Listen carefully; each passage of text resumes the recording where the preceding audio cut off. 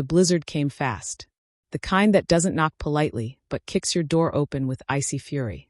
Somewhere deep in the Colorado backcountry, the snow had started falling thick and merciless, coating the world in a silence so heavy it drowned out even the wind. But in that silence, a sound pierced through. Not the howl of the storm, but something more desperate. A whinny. Weak, broken, pleading. Jake heard it while hauling firewood up to his mountain cabin. He froze. He knew that sound, not just from experience, but from instinct. A horse. And from the sound of it, in real trouble. Without a second thought, Jake tossed the wood aside and trudged toward the noise, the snow already knee-deep. "God help whoever's out there," he muttered, pulling his coat tighter and adjusting the scarf around his neck. Each step was a battle. The wind lashed at his face, and the cold bit through layers like teeth. Branches cracked under the weight of snow, and the white landscape blurred in every direction. But he kept walking. Then he saw it. Half buried in snow, tangled in a thicket near a half-frozen stream, lay a horse. Its sides trembled, nostrils flaring weakly, eyes wide with panic and pain. Its legs were bloody from trying to kick free of the branches. Its coat, once a rich chestnut, was matted with ice. Jake's breath caught in his throat. "Easy now, girl. I'm here," he said, stepping slowly toward her. She flinched at his voice, tried to move, but collapsed again with a heart-wrenching grunt. He dropped to his knees beside her, brushing snow from her face. "You're not dying today," he whispered. "Not if I can help it." But he knew the odds. No cell phone signal. No shelter nearby. And no one else for miles. "All right," he murmured, thinking fast. "You need heat, food, and time. And I've got none of that out here." Her eyes locked onto his. As if she understood. As if she was waiting for him to decide. Jake stood up, yanked off his coat, and draped it over her body. Then, using all his strength, he began breaking branches, clearing the thicket enough to ease her pain. He used his axe to hack away at frozen limbs, careful not to touch her injured legs. "You're lucky I used to work with horses," he said softly, though his fingers were shaking from the cold. "Or maybe I'm the lucky one." An hour passed. Maybe more. He didn't check his watch. He was focused on her breathing, the slow rise and fall of her ribcage. When it faltered, he panicked, yelling, stomping, trying to keep her awake. Then he made the decision. "I can't leave you," he whispered, voice cracking. "But if I don't go get help, you'll die here." He stood, looked down at her once more, then turned to go. She cried out. That sound stopped him dead. He turned back, his heart breaking. Her eyes followed him. He dropped to his knees again. Okay. I'm not going anywhere." That's when the storm got worse. Winds howled like wolves. Snow blinded his vision. But Jake refused to leave her. He wrapped his body around her, trying to transfer any warmth he could. His breath came in ragged gasps. He didn't know if he'd survive the night. But he knew one thing. He wasn't going to let her die alone.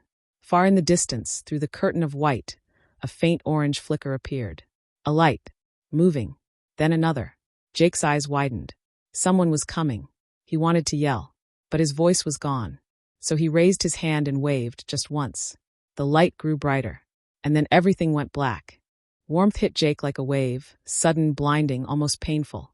He gasped and opened his eyes to a hazy golden light and the smell of burning wood. The world was no longer white and silent, but warm and muffled. Blankets covered him. A fire crackled nearby. Someone was speaking softly. "He's awake," a woman's voice called. Jake blinked hard. His throat was raw, and his body felt like it had been run over by a freight train. But through the blur, he saw them. Faces. Human faces. Rescue volunteers. Where is she?" he croaked. A man leaned over him. Big build, heavy beard, warm eyes. "The horse. She's alive. Weak but alive. You kept her warm long enough for us to find you both." Relief broke over Jake like a flood. He let his head sink back onto the pillow. He wasn't sure how long he slept, but when he woke again, he was in a small medical cabin built for hikers and snowmobilers caught in the wild. The storm had passed. Outside, the snow glistened under the pale sun. He swung his legs off the cot and immediately regretted it. Pain shot up his back, but he gritted his teeth and asked again, "Can I see her?" They helped him up, bundled him in warm layers, and led him outside to a small stable built beside the cabin. There she was. The horse stood shakily in a straw-lined stall, draped in thermal blankets. Her eyes met his, and something flickered there. Recognition. Jake approached slowly.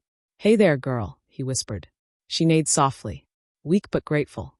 "She's going to need weeks of recovery," the bearded man said behind him. "Frostbite on the legs. Malnourished. But she's got fight in her. Just like you." Jake smiled faintly. He reached out and laid a hand on her neck. Her body trembled slightly under his touch. "What's her name?" the woman asked. Jake paused. "She didn't come with one. But, how about Hope?" The woman's face lit up. "Hope it is." For the next several days, Jake stayed in the rescue camp. He helped feed Hope, clean her wounds, and walk her slowly through the snow-cleared paths. The bond between them deepened. She responded to his voice, leaned into his presence, and even ate more when he sat beside her. One evening, as the sun set behind the snow-covered peaks, the woman sat beside Jake outside the stable. "You saved her life. But I think she saved yours too." Jake didn't answer right away. He stared at the sky, eyes clouded. "I came up here to disappear," he finally said. "Lost my job. My dad passed. I felt like I was drifting.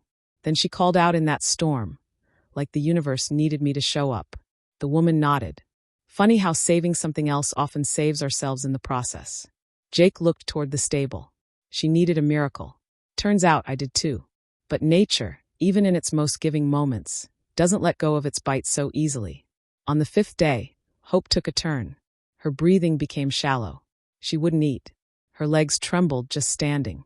The vet in the camp shook his head grimly. "We need to get her to a proper facility. She's not going to last another night out here." "Then we'll take her," Jake said, standing up. "It's a 4-hour ride down the pass," the vet warned. "And risky. Roads are still icy. We've come too far to lose her now." Jake helped rig a special trailer to the rescue vehicle. The whole team worked quickly but carefully, using straps and sled runners to avoid jarring her injuries. As she was loaded in, Jake climbed into the back with her. "You're not going through this alone, Hope," he whispered, holding her face gently. The engine roared to life, tires crunching over frozen gravel. The journey began. Snow whipped past the windows, and the path was rough. The vehicle skidded more than once. Hope groaned in pain. Jake tightened his grip on her, whispering steady words, his breath fogging in the cold interior. "Stay with me," he said. "We're almost there." But they weren't. Halfway down the pass, the road narrowed, barely visible. Then came a drop. The vehicle stopped suddenly. The driver called back, tree down, completely blocking the road. "We'll have to backtrack and reroute." Jake felt time slipping through his fingers. Hope's breathing was now barely a whisper. He looked outside. The path wasn't walkable. But maybe, just maybe, there was another way. He turned to the vet. "Unhook the sled. I'm taking her the rest of the way on foot." "Jake, you can't." "I have to. I promised her." The vet hesitated, then nodded. They unhooked the sled gently, resecured her harness, and Jake stepped out into the snow-covered forest path. One step, then another, dragging a sled with a half-conscious horse. No light, no road, just willpower and love. Snow falling softly above them, as if the mountain was holding its breath. They disappeared into the trees, toward the unknown, toward hope. Snowflakes melted against Jake's cheeks as he pulled the sled through the forest, his boots crunching through untouched powder. Every few steps, he'd glance back at Hope. Her eyes barely opened, her breathing shallow. But she was still there, still fighting. Each mile felt like 10. His muscles screamed, lungs burned, and the cold wrapped around him like a vice. But he didn't stop. Not once. Branches tore at his coat. Ice cracked underfoot. The path narrowed until it was barely more than a trail. At one point, he slipped and fell hard on his side, scraping his arm. But he didn't even curse. He just got up, checked on Hope, and kept going. "Not yet," he whispered. "We're not done yet." Then finally, through the trees, he saw it. A set of lights.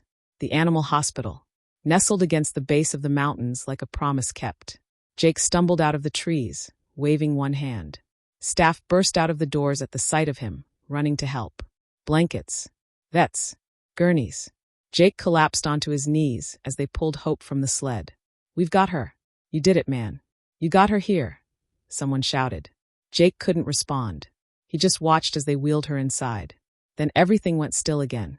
He woke up in a bed. For in his arm, heat buzzing from overhead lamps. For a moment, he thought it had all been a dream. But when the nurse came in, smiling gently, she said, "She made it. She's in recovery. Jake felt tears roll down his cheeks. A few days later, he stood beside her stall again. This time, she was standing properly, eating. Her eyes had life again. Jake reached out his hand. She leaned forward, pressed her face into his palm. You're something else, Hope. Behind him, the head vet stepped in. She'll need months of care. Rehab. But she'll live. Thanks to you. Jake looked down at the horse, and then up at the vet. What if I wanted to adopt her? The vet smiled. I thought you'd say that. Months passed. Jake built her a stable next to his cabin. A soft one, with heating coils in the floor and windows facing the trees. Hope healed. Slowly, but fully. And Jake, he found purpose again. People from nearby towns started visiting. Children came to see the horse who survived the blizzard. Jake told her story. Every time someone would cry. Every time someone would smile. One winter morning, almost a year later, Jake stood outside the stable, Hope nuzzling his shoulder. Snow fell around them, quiet and soft. A little girl walked up with her mother, eyes wide. Is this the horse from the story? Jake nodded. This is her. This is Hope. The girl stepped forward and gently touched Hope's mane. She's so brave. Jake looked at the horse, then at the child. She is. And she reminds us that sometimes, even in the worst storms, we find something worth holding on to. The camera fades out slowly. Snow still falling, Hope standing proud, Jake beside her. The mountain that nearly claimed them now quiet, peaceful. In the silence, one truth remains. Sometimes the ones we rescue us right back.